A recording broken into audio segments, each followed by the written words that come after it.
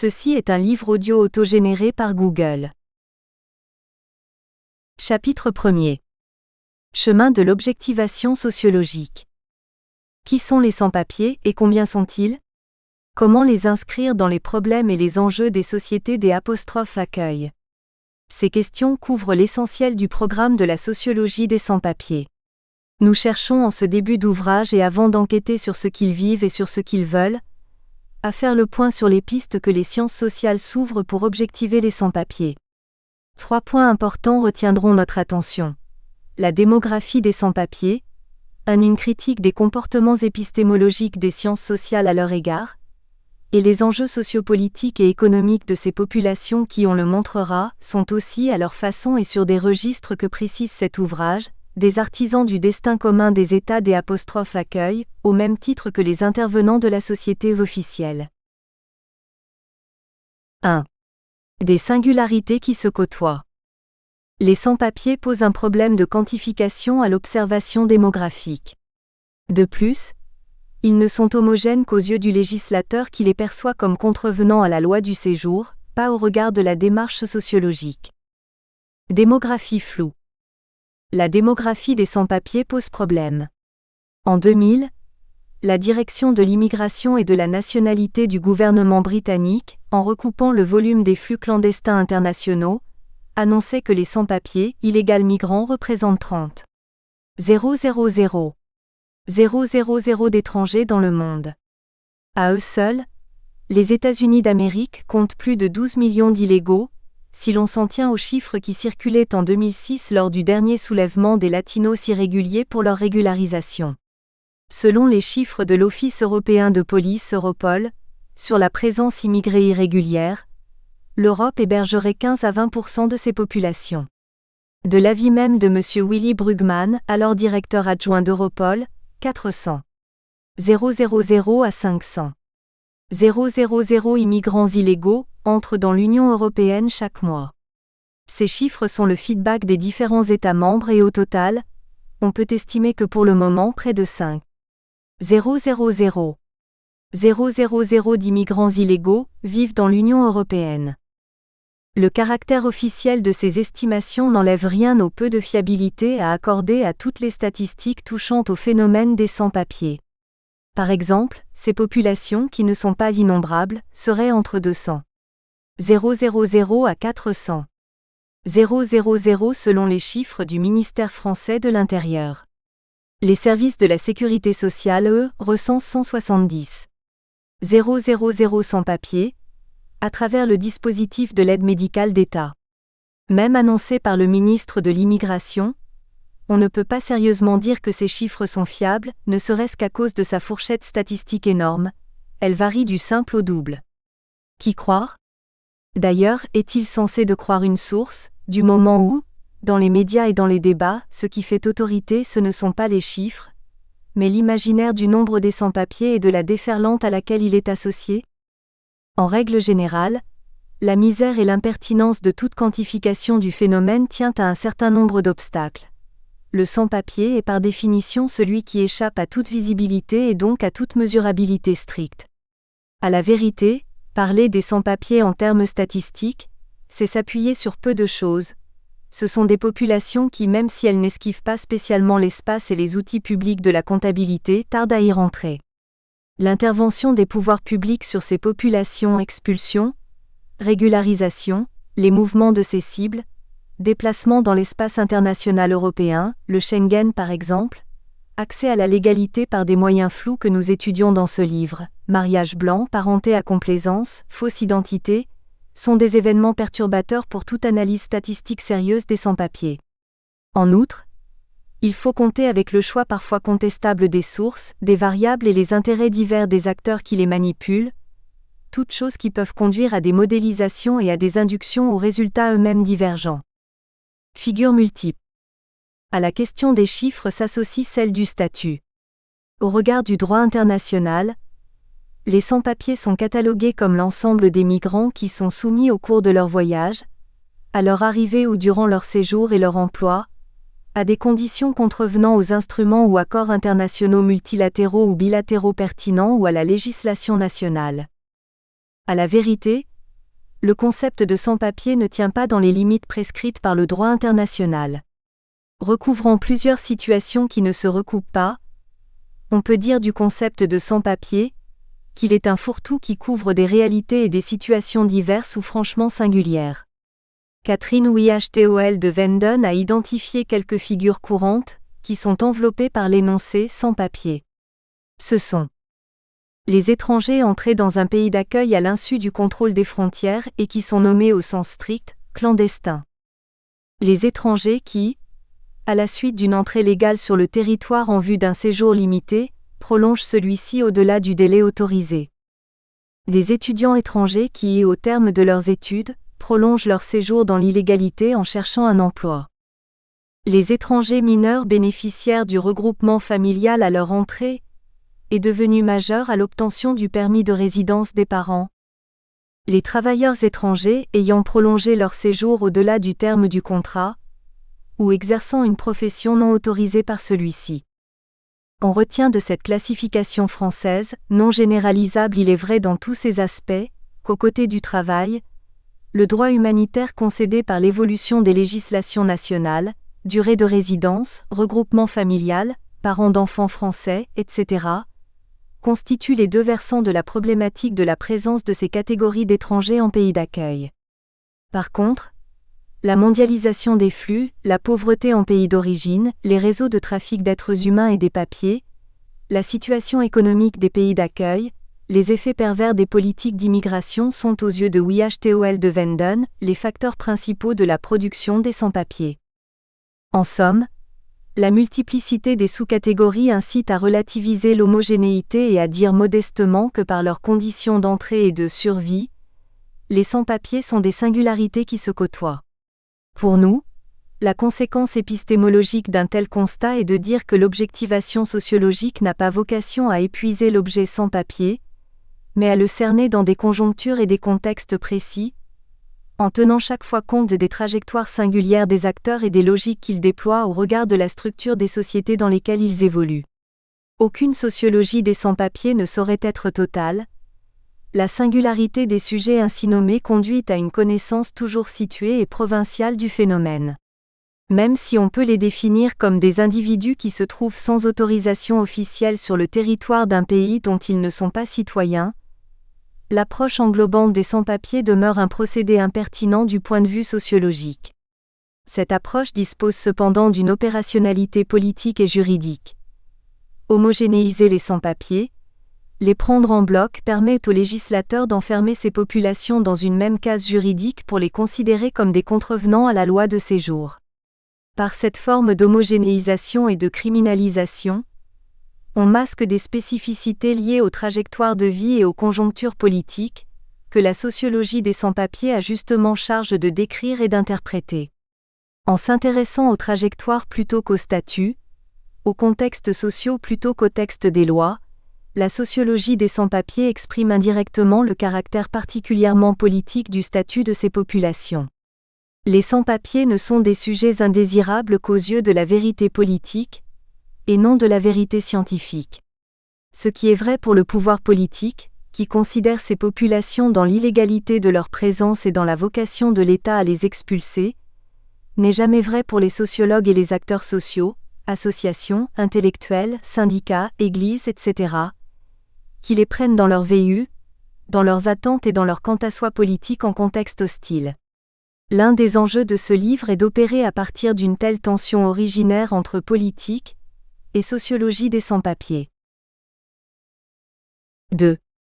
Comportements épistémologiques. Les sciences sociales réfléchissent les sans-papiers en marge de la critériologie politique, même si on peut mettre un point à décrypter sociologiquement les enjeux de cette critériologie en termes de gouvernementalité, comme nous tenterons de le faire au chapitre 4 sur les régularisations d'État. L'analyse des comportements épistémologiques touche ici aux origines de la sous-représentativité, autrement dit au peu d'intérêt technique et heuristique que la sociologie accorde à la subjectivité et aux stratégies individuelles des sans-papiers, au piège du national qui pèse sur cette même recherche, et à la question de l'utilité publique du travail des sans-papiers. La sous-représentativité. Les travaux ont rarement thématisé les conduites liées aux stratégies individuelles des acteurs. En France, et en dehors de quelques études donnant véritablement de la place aux stratégies subjectives des acteurs, les récits de vie et les témoignages des sans-papiers sur les dynamiques qu'ils orchestrent pour se tirer de galère sont souvent tenus à distance par les chercheurs ou traités dans la rubrique « coup de gueule » et nouveautés plus récentes sous le format romanesque et comique. La sous-représentativité de l'entrepreneuriat individuel des sans-papiers dans l'analyse sociologique peut être liée, et ce sera notre hypothèse, au fait que la question des sans-papiers est analysée comme une dimension ad hoc des enjeux politiques de la recherche en matière d'immigration.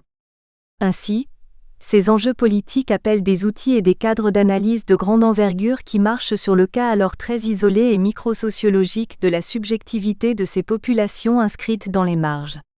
Le phénomène des sans-papiers est pris en compte dans une urgence de la pensée pour répondre, directement ou indirectement, aux préoccupations domestiques des sociétés d'accueil. Les sans-papiers sont sociologiquement intéressants, non pour ce qu'ils sont en eux-mêmes, mais parce qu'ils permettent de donner une lisibilité aux préoccupations épistémologiques plus larges, vieillissement de la population, cotisation sociale, construction politique de l'illégalité, fabrication et imposition des frontières intérieures, racisme, exploitation des étrangers dans le créneau de l'utilitarisme migratoire, instrumentalisation des questions des immigration dans les choix des professionnels de la représentation politique et de leurs concurrents, nouvelles formes de criminalisation des questions sociales, etc. Les sociologues sonnent ainsi la charge contre l'exploitation économique des étrangers, étudient la mobilisation en faveur des sans-papiers ou les considèrent comme un nouveau site de mobilisation de la désobéissance civique au nom de l'urgence démocratique. La question des sans-papiers met donc en scène des enjeux nationaux bien marqués. On analyse moins ce que font les sans-papiers contre ce que fait le pouvoir contre eux, et beaucoup plus ce que dit et fait le pouvoir. Si bien que la sociologie parle souvent des sans-papiers pour mieux lire et résoudre les questions qu'ils ne se posent pas, et qui ne se posent pas prioritairement à eux. Cette difficulté à objectiver la dimension subjective est symptomatique d'un impensé culturel de la pensée sociologique, lorsqu'elle touche à l'objet sans-papier. L'impensé culturel. La sociologie des sans-papiers est porteuse des préoccupations qui, en dépit d'être réelles et épaisses comme on l'a vu, ne recoupent pas celles des sans-papiers eux-mêmes. Cela ne veut pas dire que, vis-à-vis de l'objet sans-papier, cette sociologie aurait l'âge de ses préjugés, pour reprendre le mot de Gaston Bachelard parlant des obstacles épistémologiques à la connaissance scientifique. Cela ne veut pas non plus dire tout à fait que sur la sociologie des sans-papiers pèse ce préjugé, du présupposé de l'absence de présupposé. Cette illusion de l'évidence immédiate propre à tout ethnocentrisme, et qui veut que si le chercheur omet de se remettre en question comme sujet cultivé d'une culture particulière, il cédera à la tentation d'universaliser les vues de son enracinement dans cette culture singulière. Non.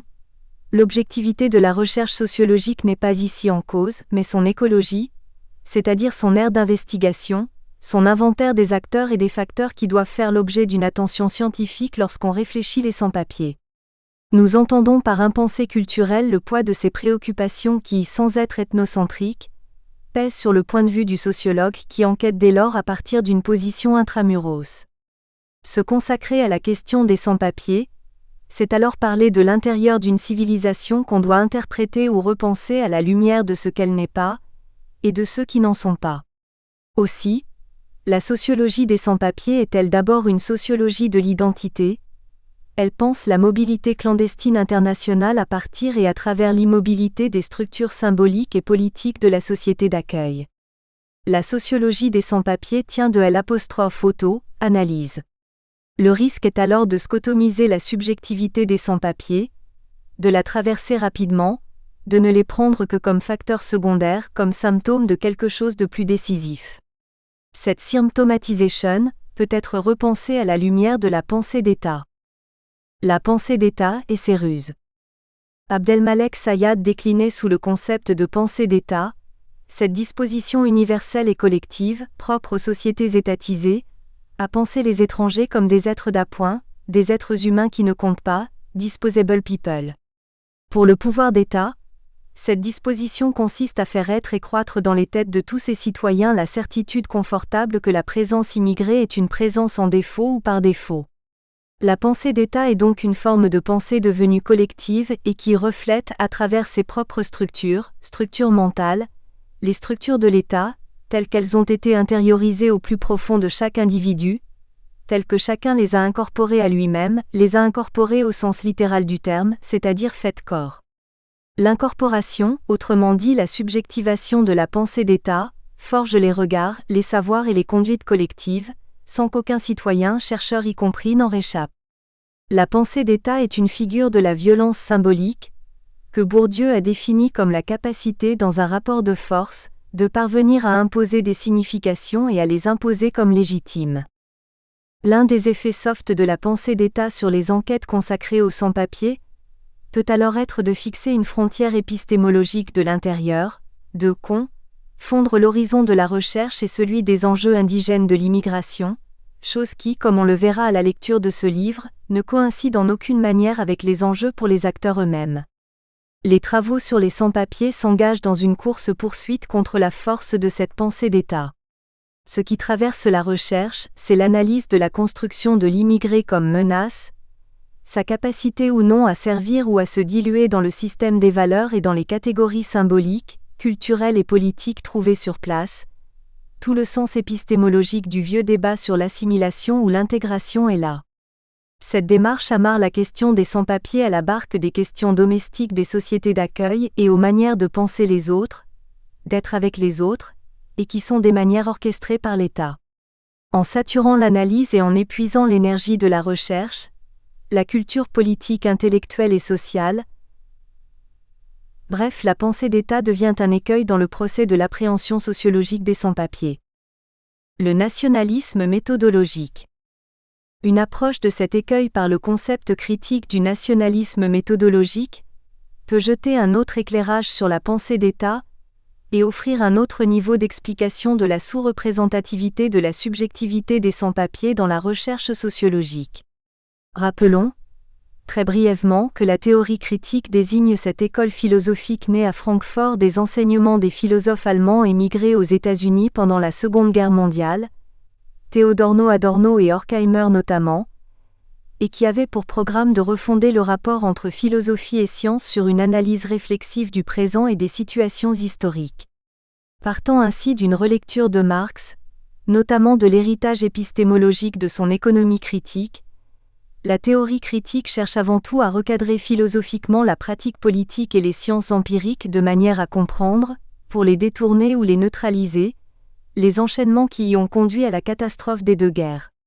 Dans cette philosophie de la dénonciation, sont en ligne de mire et pêle-mêle, les soubassements idéologiques de l'identité ethnico-nationale, les mécanismes de construction de la personnalité autoritaire du chef, les théories idéalistes de type hegelien qui prônent la fin de l'histoire et le rôle absolu de l'État pour la liberté, etc.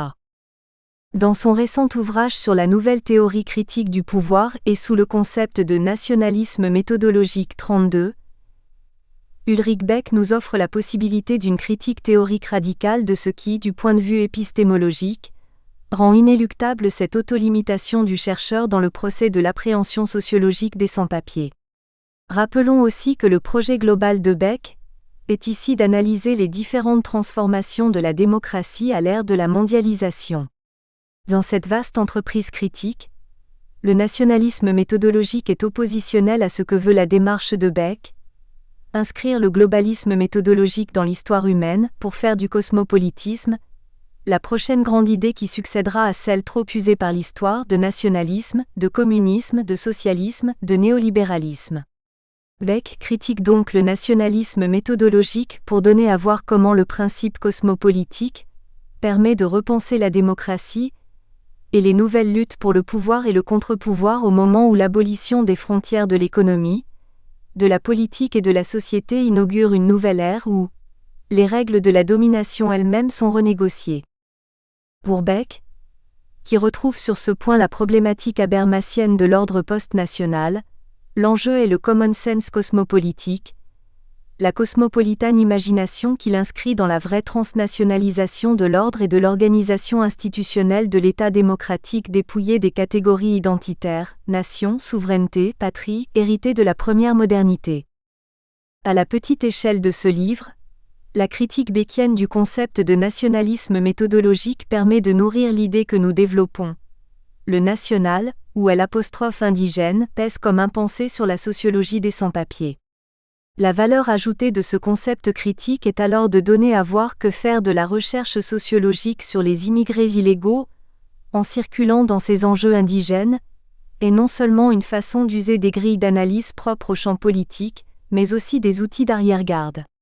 En effet, le précepte du national, qui sert de fondement à une politique des frontières, n'est pas qu'une perspective normative de la vie politique. Dans le fond, elle s'élargit à la perspective du sociologue, observateur pourtant situé hors du champ de la normativité politicienne, et inscrit sa recherche dans les concepts et théories clés de société, d'identité, d'État, de souveraineté, de légitimité, de pouvoir et d'autorité.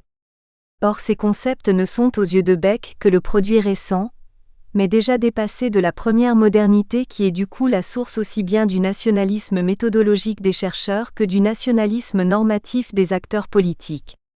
Le principe, archéique, méthodologique du tout national finit alors par unifier dangereusement perspective sociologique et perspective normative. Nous en déduisons que penser les sans-papiers à l'intérieur de ces catégories, c'est manquer les dynamiques qu'ils portent, ou qu'ils créent, dans cette époque de la seconde modernité où le génie des exclus affronte à main nue les dynamiques internationales qui tentent à les broyer. Accéder à cette intimité des sans-papiers partis de chez eux pour s'en sortir, pour se débrouiller, c'est poser le problème de leur présence non plus dans la perspective du nationalisme méthodologique, qui pousse à des questions conservatrices ou fermées dans les recherches sur l'immigration, mais à travers un esprit de reconnaissance de l'altérité de l'autre, capable d'appréhender les traditions ethniques, nationales et religieuses et de les faire profiter de leurs échanges mutuels. Contourner le piège du national. Il faut souligner que la recherche sociologique travaille aussi à s'affranchir du piège du national que recèle la pensée d'État, et le nationalisme méthodologique. En effet, des travaux récents développent une masse critique importante à l'égard du nationalisme méthodologique, de la pensée d'État, et d'autres pesanteurs socioculturelles ou épistémologiques qui guettent la sociologie des sans-papiers. Parmi ces travaux critiques, signalons quelques références qui éclairent certaines des grandes orientations du présent ouvrage. Catherine Wihtol de Venden a soutenu qu'une revue d'histoire de la recherche sur les migrations, en France notamment, montre à quel point la production scientifique s'est confinée à des considérations nationales et infradisciplinaires, au détriment des grandes échelles géographiques et géopolitiques où s'enracinent les canons d'intelligibilité des migrations. Même si la politologue ne parle pas de nationalisme méthodologique, sa critique y ressemble.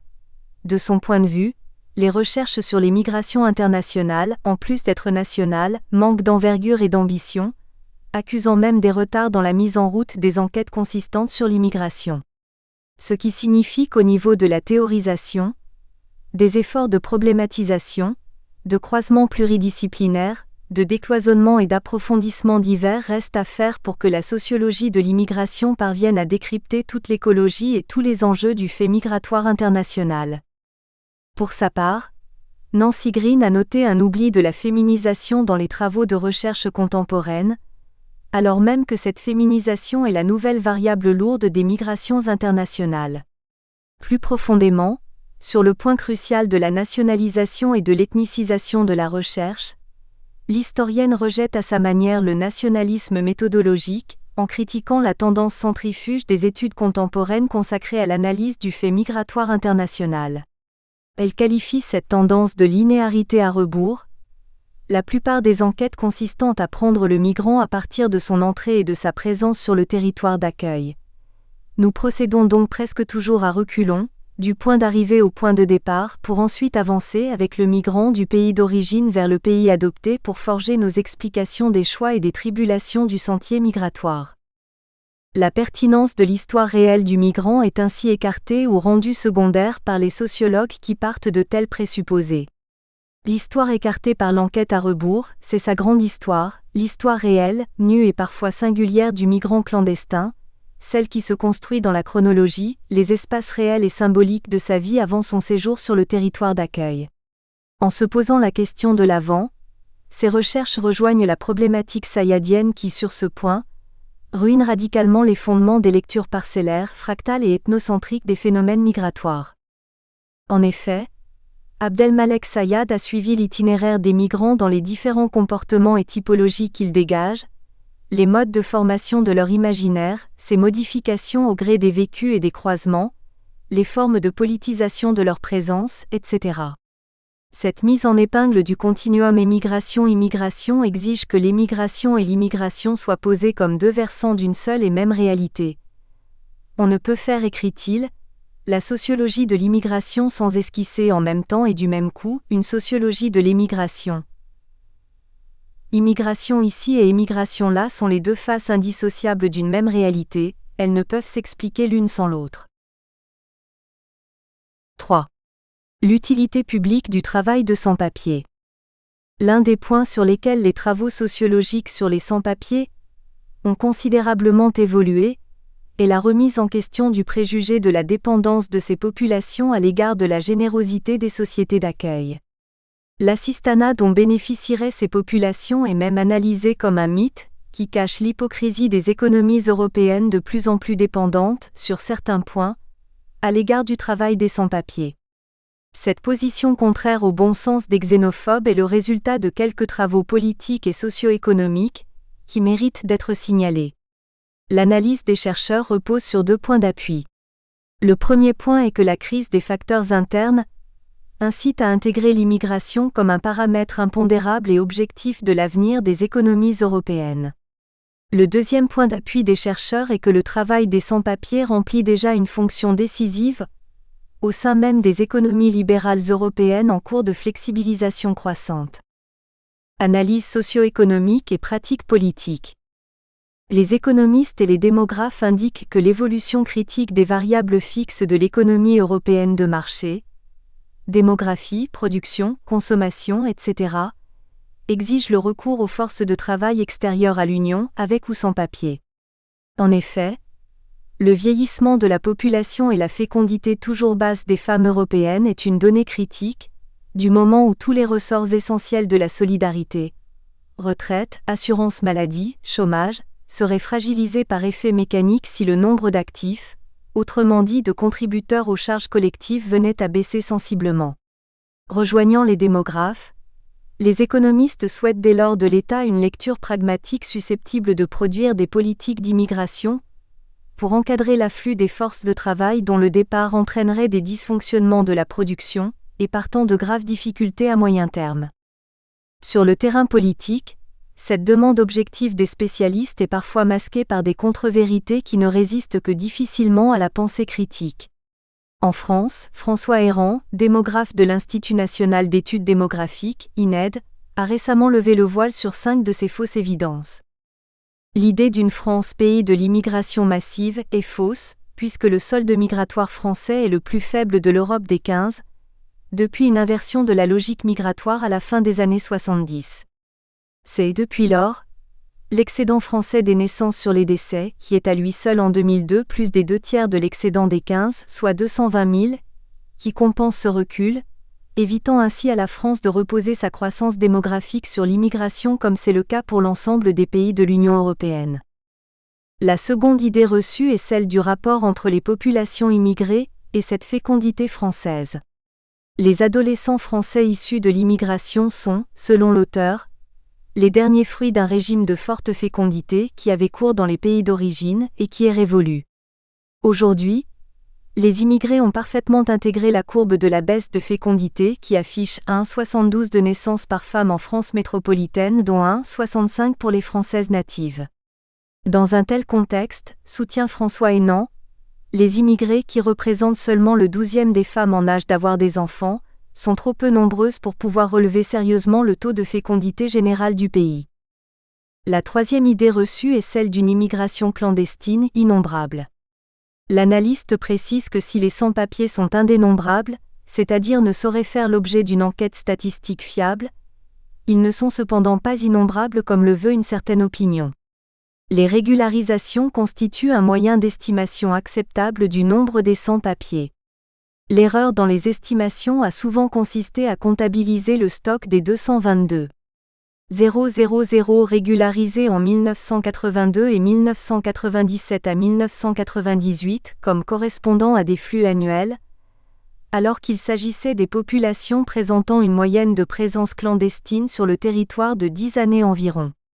La prise en compte de ce paramètre fait de la France un nain en matière des régularisations des sans-papiers, si on la compare aux nouveaux pays d'accueil des migrants, comme l'Italie, qui a régularisé 700 000 sans-papiers en 2002, et l'Espagne qui, depuis 2000, affiche 2 campagnes de régularisation d'envergure en moins de 5 ans.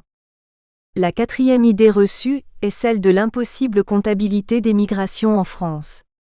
En plus des difficultés mineures liées à l'outil et au comportement, le chercheur souligne le poids de la mémoire collective, qui interdit l'introduction en France de la déclaration systématique du changement de résidence par les immigrés comme cela se pratique dans la plupart des pays de l'Union européenne.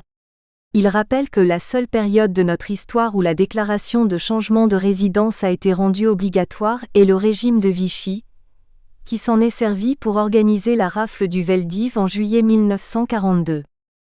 La dernière idée reçue concerne l'affût de la misère du monde. S'appuyant entre autres sur une enquête de Smaïm Laharer à Sangatte, qui a dénombré parmi les prétendants au séjour en Angleterre des ingénieurs et des hommes d'affaires, François Hénan soutient que ce sont les moins pauvres et les plus armés socialement qui viennent. Toujours est-il que, en infectant l'idéologie et l'action des gouvernants européens, en structurant le consensus entre gouvernants qui font des choix restrictifs, ces contre-vérités tenaces induisent des coûts symboliques, politiques et géopolitiques élevés. Les experts du droit positif international notent que ces choix restrictifs ne se font qu'au prix d'un manquement caractérisé des pouvoirs nationaux européens, à la clause explicite de l'alignement des pratiques juridiques nationales sur des conventions et les engagements internationaux de l'État. Le professeur Chemillier-Gendreau a par exemple expliqué en quoi les États européens, spécialement la France, violaient vertement ces clauses qui protègent le droit des immigrés et le droit à l'immigration. Intégrant la question des sans-papiers dans une problématique globale de la politique française de l'immigration, elle récuse tous les ressorts juridico-politiques, concepts, législations, arguments politiques qui justifient la production et la répression des sans-papiers. L'égoïsme des nations prend le pas, par la démarche répressive, sur les droits de l'homme et les traités, conventions et autres actes juridiques qui engagent les gouvernements à l'échelle internationale. Cela met en péril le droit positif international et avec lui, l'injonction humanitaire applicable, dans le cas des sans-papiers, aux pratiques juridiques nationales. Pour Chemillier-Gendreau, la docilité des pouvoirs des pays africains d'origine est avérée. Ils sont captifs des liens de dépendance qui conditionnent leur maintien au pouvoir. Ces options de l'État sont d'autant plus incompréhensibles qu'elles sont inefficaces et infondées à certains points de vue. Catherine Wihtol de Venden montre dans certains de ses nombreux travaux et de ses interventions télévisées sur la gestion européenne des migrations internationales, que les événements et les pratiques eux-mêmes démontrent l'inefficacité de la prétention des pouvoirs à contrôler le territoire par la fermeture des frontières. Selon elle, si ce contrôle semble justifié par la crainte d'un arrêt du progrès collectif, à cause de l'irruption d'une immigration toujours massive, il n'a jamais conduit ni à l'arrêt des migrations incontrôlées par les pouvoirs occidentaux, ni à établir statistiquement que ces craintes elles-mêmes étaient fondées en raison. Prenant à témoin en la matière les faits, la politologue montre que les pouvoirs occidentaux ont toujours joué à se faire peur. L'invasion annoncée de la horde des réfugiés de la faim, venus de l'Est à la suite de la chute du mur de Berlin en 1989, n'a pas eu lieu. La réalité est, en la matière, après une forte poussée, l'émigration venue de l'Est tend à se stabiliser depuis 1990 sous l'effet des facteurs conjugués. Ces facteurs sont les réformes économiques et politiques porteuses, entreprises dans la perspective de l'intégration européenne par les pays du Visegrad, Pologne, Hongrie, République tchèque, Slovaquie, et qui, en plus d'offrir de nouvelles opportunités aux nationaux, fait de ces pays un nouveau pôle d'attraction pour les ressortissants des États du Sud-Est plus pauvres, Roumanie et Bulgarie. L'autre paramètre est le caractère très géopolitique et pendulaire de ces mouvements qui concernent des pays particuliers et proches. Les Tchèques, les Slovaques et les Turcs vont en Allemagne, les Bulgares en Grèce. Nous espérons que vous avez apprécié cet aperçu. Pour continuer à écouter ce livre audio sur Google Play Livres, utilisez le lien dans la description de la vidéo.